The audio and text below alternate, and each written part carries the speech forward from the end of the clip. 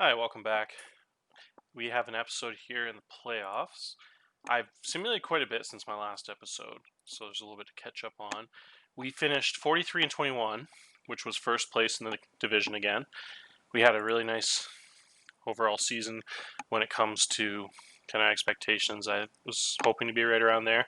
We had the bottom six forwards were very raw, and we were all learning new positions. I wanted to teach all the young wingers the opposite side winger, so I figured why not just say screw it, give our stud top six, which is probably the best top six I've ever had, crazy minutes, like 20 a game, and then just give the bottom two lines very few minutes. And so even if they're not that good, it's not really hindering us as much as it would be if we were equal time on the lines at 15 minutes apiece. So it was 20, 10, and 10 for the four lines, minutes wise, the whole season. So the young guys didn't get a lot of play time, but I mean, they still played, and they took almost the whole season to learn the opposite side, so they finally did. I put them back to the original ones for the playoffs, though. So Miranda learned the right side. He's back on the left side for the playoffs. He had about 16 goals, which isn't bad. And then our prospect I really like is Zamparo here. That's the guy I took in the first round last year. He's grown from 6'2 to 6'4. He learned the opposite side, too. He only got 9 minutes a game this season, but he played the full 68 and played solid. And he learned for the most part, he was a little bit slower developing on the left side. He only got to 17, but after training camp next year, he should be pretty close to 19. And so I would like to have those young guys learn the opposite side, so when they're older, it really helps them be able to move around for the power play and all those units. And then we made a big trade. The one I really liked, I don't know if I talked about it in any episodes, was we picked up Danny Friedel last year, and I think I picked him up at the deadline last year as a nice acquisition, and he was 19-year-old this season. Now, the reason I wanted to target a 19-year-old last year was an 18-year-old last year was because for the coming season, I don't have any that many good OA prospects, so I figured I really want to pick up a forward that would be a guy that come back to no OA that year. And so I picked up Friedel, and he's going to be a really solid OA next year because he can play all three spots because it's really cool his old team actually trained him the other two, which is pretty rare. So he's able to play center in a pinch, and I think he might actually be a good third-line center next year if I need, because he's so good on defense, and he's such a good all-around player. So he'd be a really nice shutdown defensive center, I think, if we had him on that third line. But I think I'll probably have him as a second-line winger, but we'll talk about that in the next season. And then, so this season went pretty well. We had Brenneman made World Juniors and had another dynamite season. He had 89 points in only 53 games. He lowered his goals a tad, but he had a ton of assists this season, and he turned into more of a playmaker. He was a plus 21, plus minus, and he was really just solid overall. And he is dominating this playoffs. I started this episode 2 games into the playoffs. I'm 2-0 so far, and I'm playing Kingston. And look at his two previous games. He had 5 points and 4 points in the first 2 games with 100 game scores. So that's pretty nasty. He is on a mission this playoffs, it looks like. We had almost 5 minutes of power play time there he had. Yeah, so he's a beast. But the real beast this year was actually the 6'5 dude, Kosolowski. He had 50 goals and 88 points. If you look at his progression, it's pretty crazy because he played the full 57 games, learning the opposite side winger his rookie year. And then he was pretty weak that year. He played the entire season at 12 minutes a game and only had 9 goals, 15 points. So you can see that jump in production. It just shows how important it is having a high experience rating in your position, because he was definitely not as good that season, but for to have that kind of jump in 2 years, like, it just shows. But he also has improved a lot. He's a monster now, 6'5", 230, with 16 ratings and a bunch of offensive stuff, and just had a crazy 50-goal season. He had a bunch of massive games. He had a 5-goal game. He had a couple hat tricks. He had a 6-point game, I think, with 1 goal and 5 assists. So yeah, he was just a beast. I purposely put him on an opposite line this season of on 5-on-5 of Brenneman, because I thought they were both too good of finishers, goal scorers. So I wanted to have them on separate lines with setup men. So I put a really good 15 rated forward, Sinchenya. He's actually a 17 rated two-way forward, as a setup man on his line, and then I put the huge 6'4" beast defensive player in the middle. So that line came through really clutch, but he was on the first line power play on the right side with Brenneman there. But 5-on-5 hockey, I want to separate them. It's almost too good to be together. And then I put the elite finisher Brenneman with Kellerman, the really good all-around OA. And then I put the really good two-way forward on that first line, Bear, who's Bear's almost getting to the point where he's just too good also to be on a line with another elite player. So I'm really thinking about separating all three next season, having each of them have their own line, because Bear can kind of play with the other two, like another guy, pretty well, though, because he's such a well-rounded player. He's like a defensive guy. He's a good passer. So I think maybe we'll keep him on that first line with Brenneman next year. Just have two like that crazy elite line. It's like impossible to shut down because Brenneman's such a nasty passer and offensive read and such an explosive player. You don't want to really waste the opportunities. So Bear is the guy that could play that kind of two-way defensive role, but also be able to finish on those crazy setups by Brenneman. So I think the next season we'll probably do the same thing, where we have Kozlowski on the second line, and then we'll probably do Bear, Brenneman, and we'll probably have Friedel on the line with Brenneman and Bear because he's the solid setup man, the guy I just talked about, the OA. And then we'll probably do Kozlowski, and then we'll have the 6'5" guy who's actually injured right now, Wall, as a setup man for Kozlowski, and then get another, probably Zamparo as a two-way forward next year on that second line. So we'll have a couple decisions to make, but it can't really go wrong when you just have that much talent. Having those guys, they could all be on the same line or separate them. I think they'll be good regardless. So yeah, we'll talk about this season goalies a little bit here. Sokolov really took the reins. He ended up with 34 wins, 900 save percentage, had a really sweet year. I would like to get him back as no A next year, but I think we'll stick with this guy we got in Junior A. I couldn't have 3 foreign guys on the roster, so I had to give him a season in Junior A, which is nice for him to adjust to the North American game. And then as a 19-year-old next season, he'll probably be the starter. And then we could bring back Sokolov as no A, but I think there's no point when Glodov's just as good and he doesn't have to be an OA, and he just have to sit another year in Junior A, which wouldn't be very realistic. So I think what we'll do is let Sokolov move on there and play pro in Europe, and then we'll have Glodiv probably take the reins, and then Watson will be the backup. Although Watson is almost as good as Glodiv, so he could actually potentially take that job. And then we have just last thing to talk about is this D-man. So Giangelo had a really good season overall, just really reliable and had that 20 rating on the left side. Next year he's going to shift back to the right side, be that number one right-hand defenseman. But yeah, he had a really solid season. I liked what he did. Joseph really has come along a long way. I'm really happy with him. He was a second or third round pick back in the day.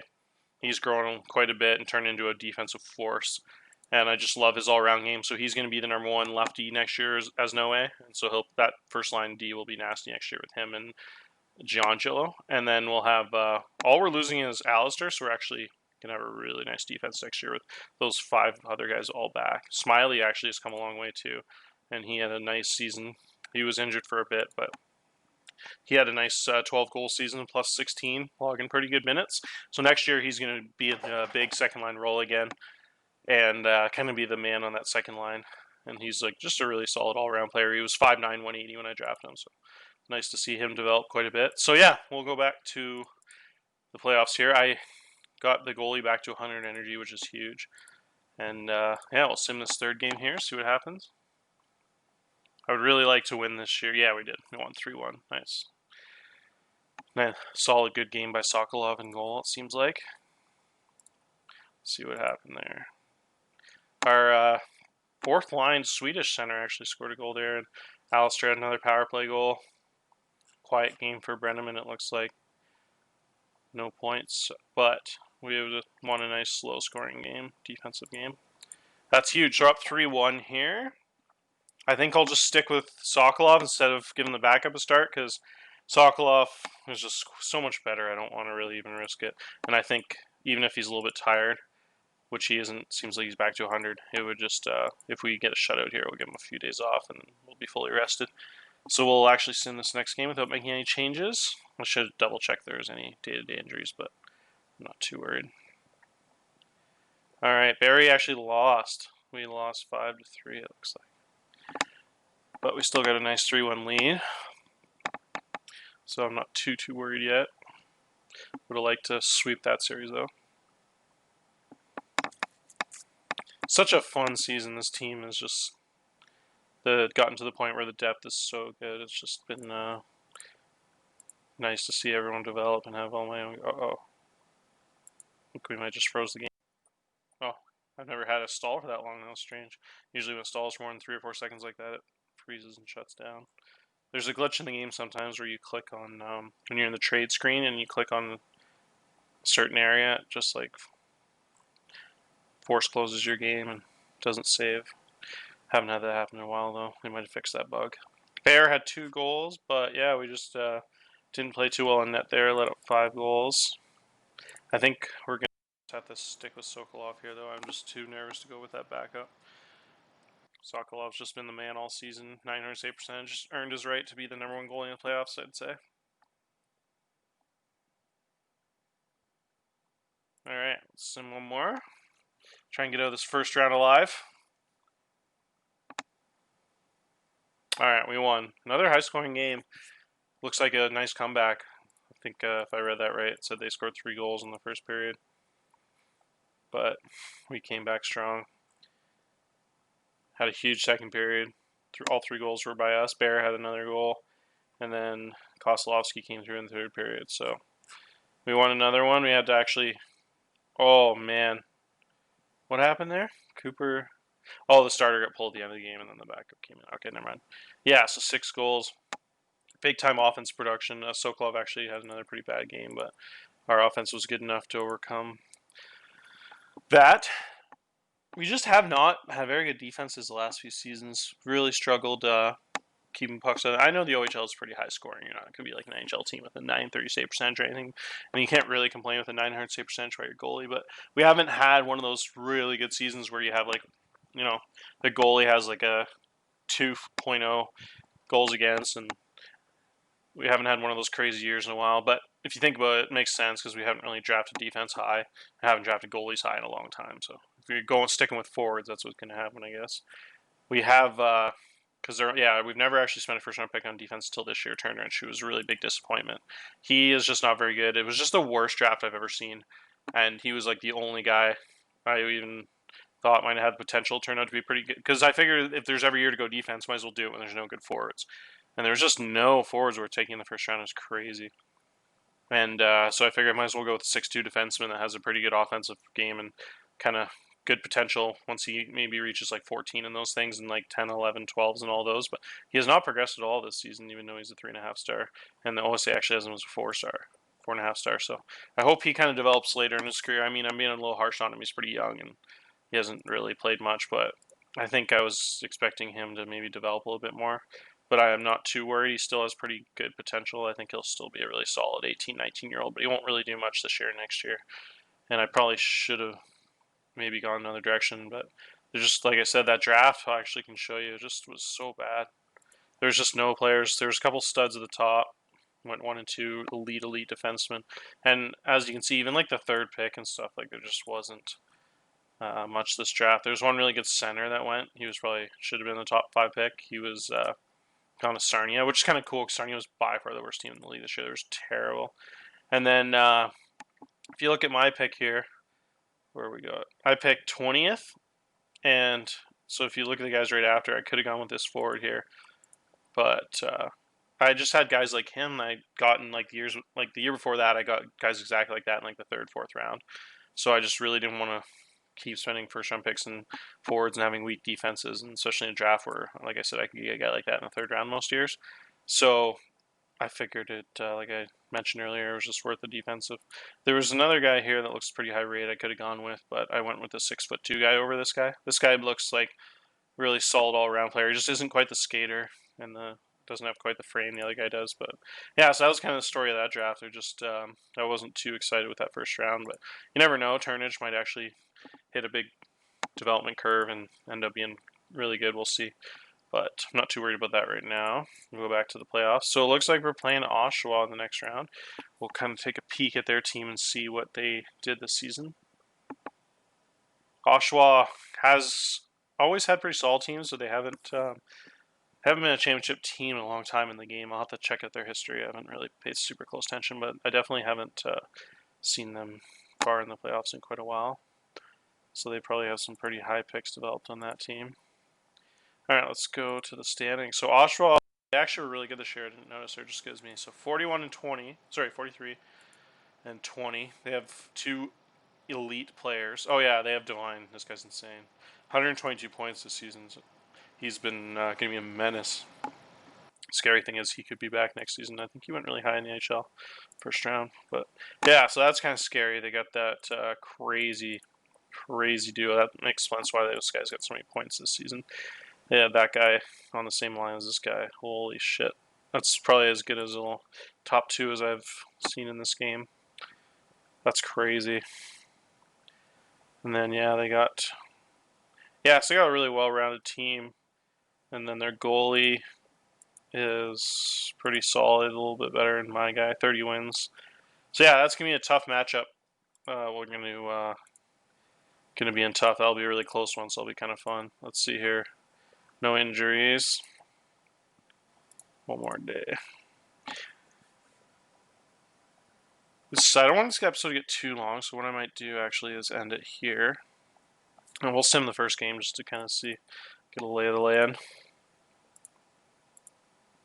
But maybe I'll make another episode if we make it far in the playoffs. If not, I'll probably wait till the draft. Big 5-0 win in game one. That's huge because the shutout actually always adds a star to your goalie's hot streak. So we're up to 5-star hot streak for our goalie right now. So that's massive to have in the playoffs.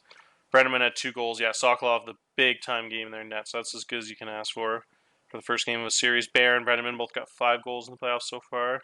I moved Giangelo up to that first line power play. I noticed something really weird. I had Kellerman on the first line power play all season as the left point setup man, which is usually a big point producing player. Which I don't know if is because I had a setup man and a quarterback together on defense, if as the 2-point players, if that was counteracting each other. But I couldn't believe, because if you look at Kellerman, he actually had pretty low stats this season. Last year, only played 39 games and had 50 points on the first line. This year, on the first line with more minutes, he had 68 games and 55 points again. And so there was pretty concerning there, even though he had pretty good game score. He's obviously a really good all-around player. And his shooting wasn't very high because Brenneman takes a lot of shots. But it was still a little bit strange. And then I looked closer, and he actually, if you look at the stats on the power play points, he was only at 9 for the entire season. He was on that first unit all year, and all 4 of the other guys are at 27, 39, 40, and 41. So that was crazy. So something had to have gone wrong there. So I don't know what it was. So what I decided was, since Giangelo is a rushing defenseman, an offensive type, and he's really good, I might as well have him there. He's a 12 rated. He's going to be in the first line power play next year. So I didn't change this until the playoffs. The entire season's Kellerman was there and just didn't produce at all for whatever reason. So Giangelo moved there because he's such a crazy offensive weapon with his big shot. So I should have probably done that a lot earlier. That's one of those things when you go kind of fast, you don't pay attention to some of the minor stats. And probably would have produced a ton more if Giangelo was there all season. But yeah, so Giangelo, I think next year will be in that role all year as the number one defenseman in the power play. Probably put up hopefully he can almost double his points next season. But yeah, that was a really strange thing. I haven't noticed that before. I'll have to pay closer attention to that in the future because I haven't actually noticed in other years. In I think actually now that I think about, I think Kuhn was on that role last year as the setup man there, so I could actually check our history here. Kuhn had, I guess you can't see the power play stats. Yeah, because he only had 51 points too, which is pretty similar to Kellerman's, a first line guy, and then the first line power play on that left side. I don't think you can see power play points anywhere, can you? Oh, you can right here. Yeah. So last year, power play assists, he had 21 assists last year in the power play. So a lot more. So yeah, Kellerman just didn't seem to be very good in that role. So that's really interesting. I don't know what that was. Huh. So yeah, that's one thing to keep an eye on. But anyways, that'll be it for this episode. We'll hopefully make one final if we can roar through this Oshawa series. Bye for now.